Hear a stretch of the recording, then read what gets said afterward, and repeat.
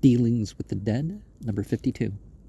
To my anonymous correspondent who inquires through the medium of the post office in what respect my dealings with extortioners can fairly be entitled dealings with the dead, I reply because they are alive unto sin and dead unto righteousness.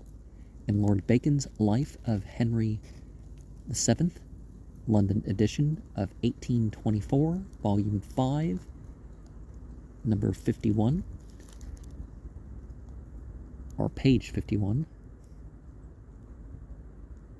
the Lord Chancellor Morton says to the Parliament, His Grace prays you to take into consideration matters of trade, as also the manufactures of the kingdom, and to repress the bastard and barren employment of moneys to usury and unlawful exchanges, that they may be, as their natural use is, turned upon commerce and lawful and royal trading.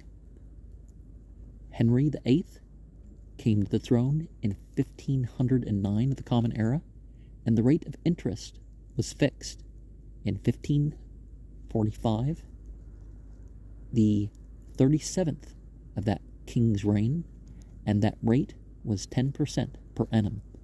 Before that time, no Christian was allowed to take interest for money, and the Jews had the matter of usury all to themselves. It was probably more forbidden among the Jews as far as religion. It was shown before Parliament that in 1260, 2 shillings was the rate demanded and given for the loan of 20 shillings for 1 week. And Stowe states that the people were so highly excited against the Jews on account of their extortion as to massacre 700 of them in London in 1262. In 1274, a law was passed compelling every Jew lending money on interest to wear a plate on his breast signifying that he was a usurer, or to quit the realm. What an exhibition we should have in State Street and the alleys, if this edict should be revived against those whose uncircumcision would avail them nothing to disprove their Levitical propinquity. Blackrock, State Street, and Vanguard, with 3 branches of government. I know they say it's something else, but that's closer to reality. So they named the company after this, probably. In 1277, 267 Jews were hung in London for clipping the coin.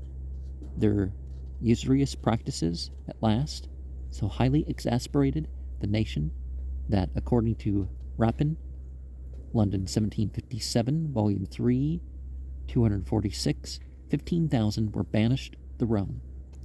In 1290, they had obtained great privileges from King Edward, but, says Rapin, lost all these advantages by not curbing their insatiable greediness of enriching themselves by unlawful means as usury and so on.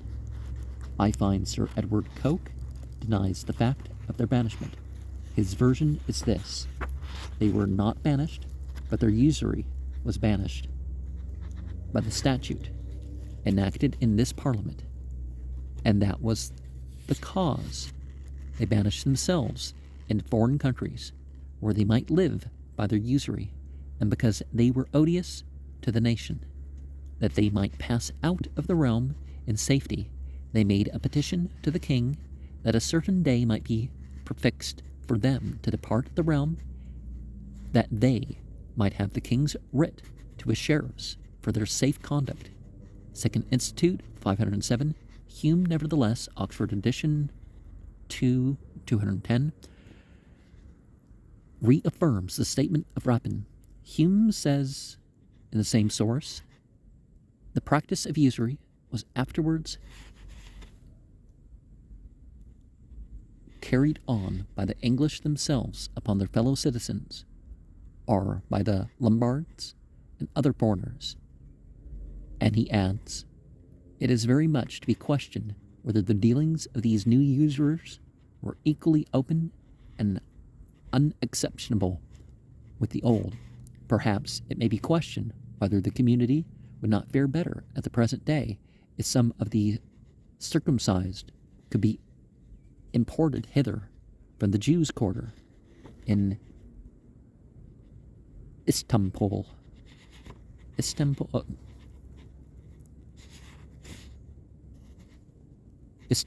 right? Because in the Muslim world, the Jews never had a problem.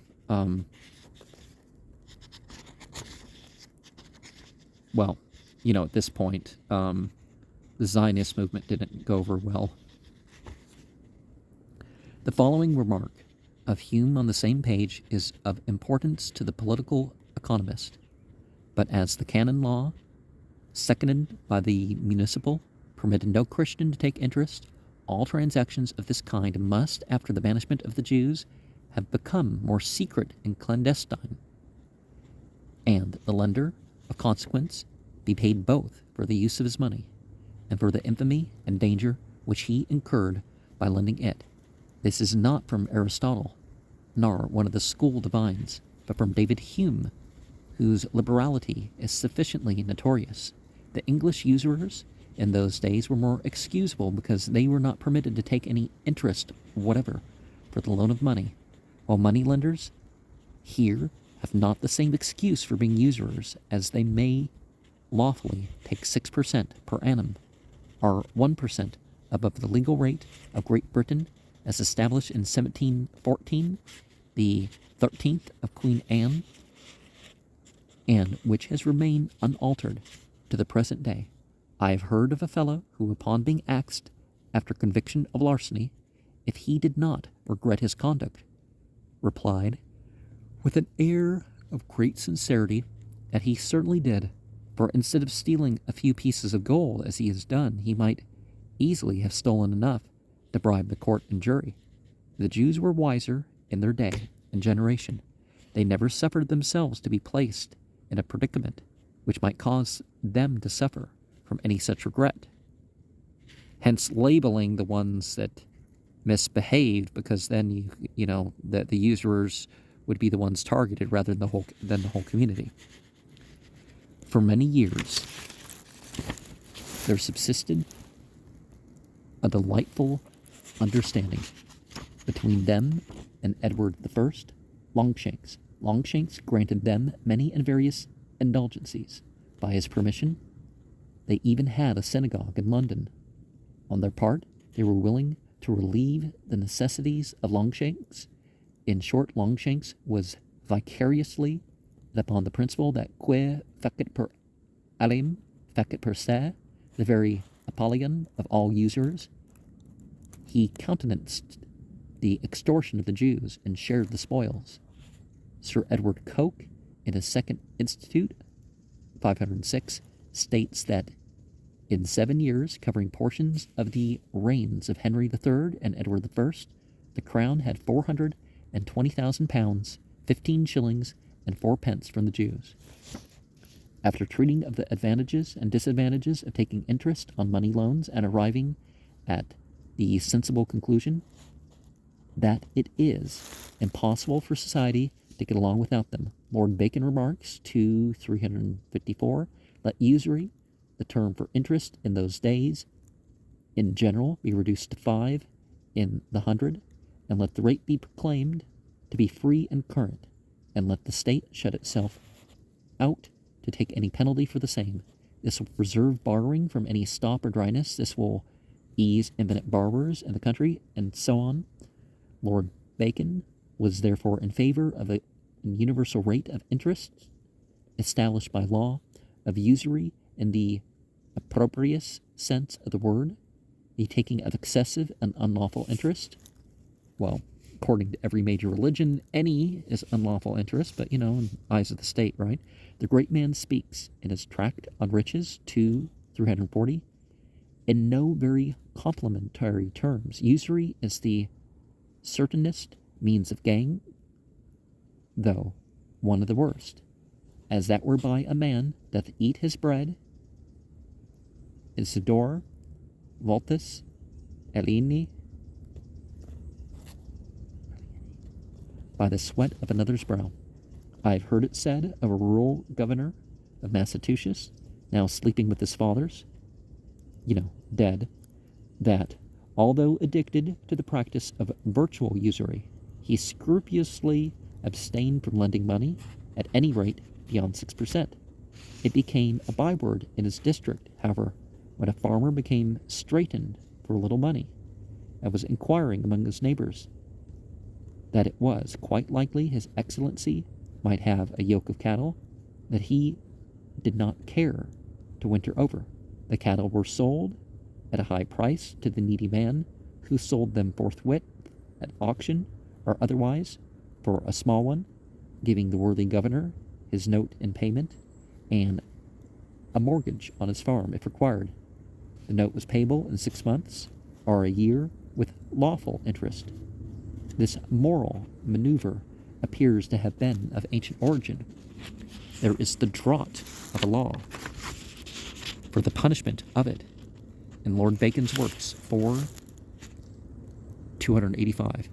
The preamble runs thus: whereas it is an unusual practice, to the undoing and overthrowing of many young gentlemen and others, that where men are in necessity and desire to borrow money, they are answered that money cannot be had, but that they may have commodities sold unto them upon credit, whereof they may make money as they can, in which of course it ever comes to pass not only that such commodities are bought at extreme high rates, and sold again far underfoot at a double loss, but also that the party which is to borrow is wrapped in bonds and counterbonds, so that upon a little money which he receiveth he is subject to penalties and suits of great value.